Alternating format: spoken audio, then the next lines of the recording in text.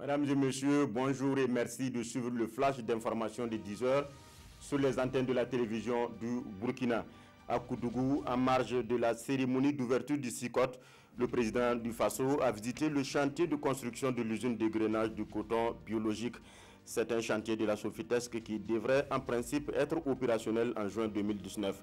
Roch-Marc Christian Kaboré a aussi visité les installations du styliste François Ier.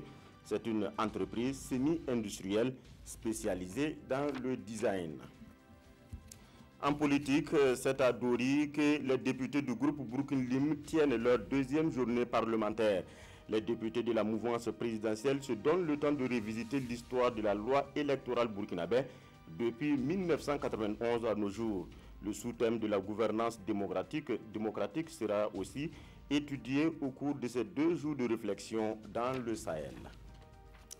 On revient à Ouagadougou où se mènent des réflexions sur la migration. C'est le processus Rabat qui est expliqué aux participants, un processus visant à développer les politiques migratoires dans la sous-région. Le processus Rabat est un cadre de concertation sur les goulots d'étranglement de la bonne pratique donc en matière de migration. Développement local, la Commission nationale de la coopération décentralisée tient sa 8e session à Ouagadougou. Ouverte hier, cette session ordinaire regroupe l'ensemble des maires du Burkina pour mieux coordonner les actions de développement. Au cours de cette session, il y aura des communications assorties de recommandations utiles à l'orientation de la coopération décentralisée au Burkina. En santé, Projeto Mundo, une organisation non gouvernementale, s'investit dans la nutrition infantile au Burkina. Un atelier est ouvert hier à Ouagadougou dans le but de faire le point de la bonne pratique nutritionnelle chez les enfants de moins de 5 ans.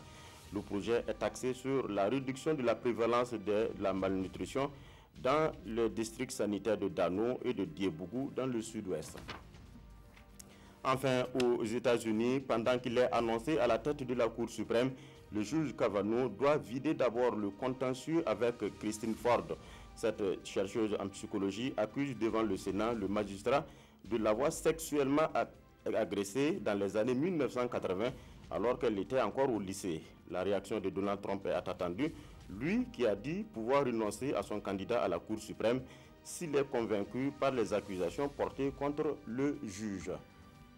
Voilà, c'est tout. Merci de nous avoir suivis et bonne suite de programmes sur la télévision du Burkina.